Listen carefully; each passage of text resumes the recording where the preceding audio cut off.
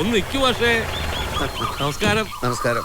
സ്കൂളിലെ മാനേജരും അവിടുത്തെ ഒരു മാഷും തമ്മിൽ ഇങ്ങനൊരു ബന്ധം പോരാന്ന് എനിക്കറിയാം. പക്ഷെ അറിയാലോ, പഞ്ചായത്തല്ലേ, ഒരു 100 കൂട്ടം പ്രശ്നങ്ങളാ. ഇപ്പൊ തന്നെ സ്കൂളിലെത്താൻ വൈകി. സാരമില്ല, നമ്മുടെ സ്കൂളല്ലേ. ഞാൻ ഈയിടെ അറിഞ്ഞത് ഒരു നിർധനായ കുട്ടിയെ മാഷ് ചെലവിന് കൊടുത്ത് പഠിപ്പിക്കുന്നുണ്ടല്ലേ? ആ, വിനോദ്. അച്ഛനും അമ്മയില്ലാത്ത കുട്ടിയാ. ഓ, നിങ്ങൾ ആളൊരു മഹാൻ തന്നെയാ മാഷേ. ആ വലിയ മനസ്സിന്റെ മുമ്പിൽ നമിക്കുന്നു. ഞാനും ഇതുപോലെ 5-6 കുട്ടികളെ പഠിപ്പിക്കുന്നുണ്ട്. എവിടെ?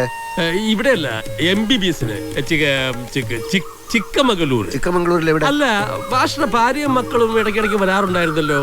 വരാൻ പറ, എല്ലാവർക്കും എന്റെ വീട്ടിൽ താമസിക്കാമല്ലോ. അല്ല, മക്കള് വളർന്ന പിന്നെ വിമലക്ക് പിടിപ്പത് പണിയാ. എന്തായാലും ശരിയും ഞായറും വരാലോ. അല്ല മാഷ് ഇപ്പൊ എന്റെ കൂടെ വീട്ടിലേക്കൊന്ന് വരണം. ഇപ്പോഴോ? എനിക്ക് ക്ലാസ്. ഞാൻ HM-നെ വിളിച്ച് പറയാം, ലീവ് മാർക്ക് ചെയ്യില്ല. അത്യാവശ്യമായിട്ടൊരു കാര്യം പറയാനുണ്ട്, അതുകൊണ്ടാ. വാ വാ വാ, കേറ്. കാറുണ്ടല്ലോ, കേറ്. മാഷ് മുമ്പിലിരിക്കും മാഷേ. ഞാൻ പുറകിലോ ഡിക്കിയിലോ എവിടെങ്കിലും ഇരുന്നോളാം. ആ പോട്രാ.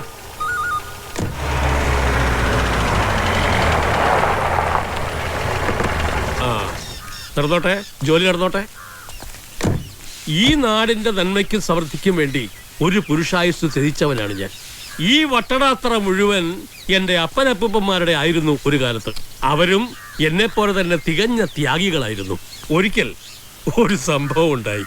19 വർഷം മുമ്പാണ്. നീണ്ട കഥയാണെങ്കിൽ ഞാൻ പിന്നെ വരാം എഴുത്തച്ഛ. എന്നാൽ ചെറുകഥയായിട്ട് പറയാം. കള്ളവുമില്ല, ചതിയുമില്ല, എല്ലോളമില്ല, പൊളിവചനം എന്ന് പാടിയത് മാവേലിയുടെ കാലത്തല്ല, ഈ തറവാട്ട് ഭരണകാലത്താണ്. പാടിയത് ഈ നാട്ടുകാരും. ഈ നാട്ടുകാരിങ്ങനെ പാട്ടുകാരാണെന്ന് ഞാൻ അറിഞ്ഞില്ല. മാഷയുടെ വന്നിട്ട് എത്ര കാലായി? ഈ ജൂണിൽ 8 വർഷം കഴിഞ്ഞു. ഇക്കാലത്തിനിടയ്ക്ക് ഇവിടെ ഒരു ചെറിയ മോഷണമെങ്കിലും നടന്നിട്ടുണ്ടോ? എന്റെ അറിവിലില്ല. അത് തന്നെയാണ് എന്റെയും പ്രശ്നം.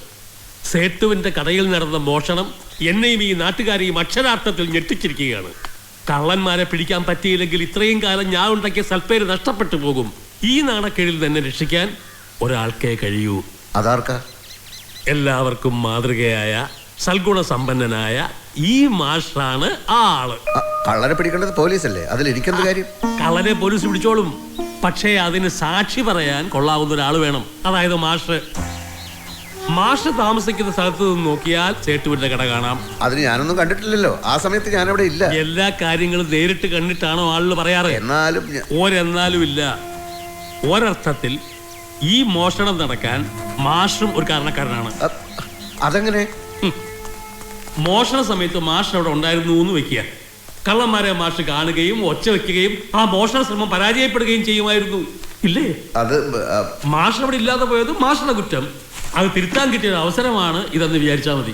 ഇരിക്കെ, മാഷ് എന്റെ കൂടെ പോലീസ് സ്റ്റേഷൻ വരെ ഒന്ന് വരണം. ബാക്കിയൊക്കെ ഞാൻ ഏർപ്പാടാക്കിയിട്ടുണ്ട്. എനിക്ക് പോലീസ് സ്റ്റേഷനും കോടതിയൊന്നും ശീലമില്ല. ഇങ്ങനെയൊക്കെയല്ലേ ശീലമാകുന്നത്? തന്നെയല്ല, മാഷെ കൊണ്ട് സാക്ഷി പറയിക്കാന്ന് ഞാൻ ഏറ്റുപോയി. കുടിക്കാൻ ചായയോ കാപ്പിയോ?